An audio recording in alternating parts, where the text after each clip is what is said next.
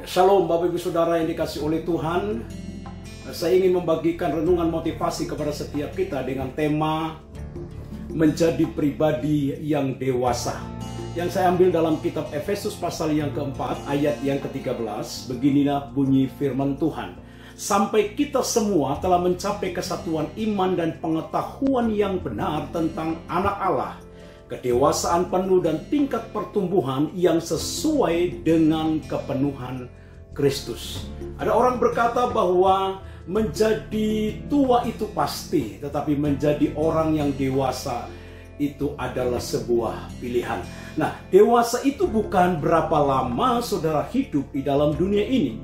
Dewasa itu juga bukan hanya bicara tentang usia, tetapi dewasa itu lebih dimaknai tentang bagaimana kita bijaksana terhadap hidup kita, saudara. Ada orang yang lebih muda dari kita, tapi dia lebih tenang, dia lebih sabar, dia lebih bersikap baik, tidak pernah mengeluh, bisa memahami orang lain, bahkan dia memiliki konsep hidup yang jelas, Bapak Ibu Saudara. Ya, tetapi ada juga orang yang lebih tua dari kita, malah gampang marah-marah, gampang tersinggung, gampang mengeluh, egois, maunya menang sendiri, tidak pernah mendengarkan pendapat orang lain.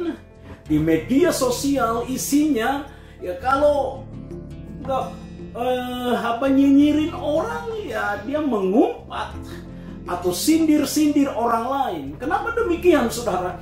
Karena mereka tidak berani berbicara langsung di depan orangnya, tidak mau berbicara langsung di depan orangnya, sehingga dia hanya bisa berbicara di media sosial. Jadi Bapak Ibu Saudara, dewasa itu adalah pilihan hidup kita, saudara. Nah, Rasul Paulus memberikan satu pelajaran yang sangat penting kepada jemaat yang ada di Efesus supaya mereka semakin bertumbuh dalam pengenalan akan Tuhan, sehingga dia semakin dewasa di dalam pengenalan akan Kristus. Saudaraku yang kekasih di dalam Tuhan, di bagian yang lain di dalam kitab 1 Korintus pasal yang ke-13 ayat yang ke-11, Rasul Paulus juga pernah sampaikan bahwa ciri orang yang dewasa di dalam Tuhan adalah orang itu meninggalkan sifat kekanak-kanakannya. Ya, ketika aku kanak-kanak, kata Rasul Paulus, aku berkata seperti kanak-kanak. Aku berpikir seperti kanak-kanak. Aku merasa seperti kanak-kanak, kata Rasul Paulus. Tapi sekarang setelah aku menjadi dewasa, aku meninggalkan semuanya itu.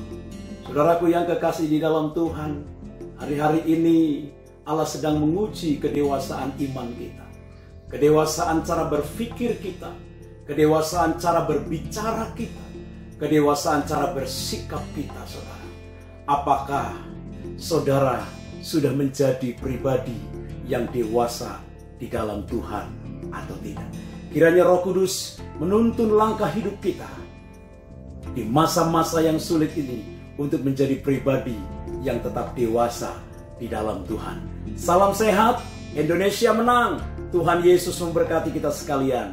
Amin.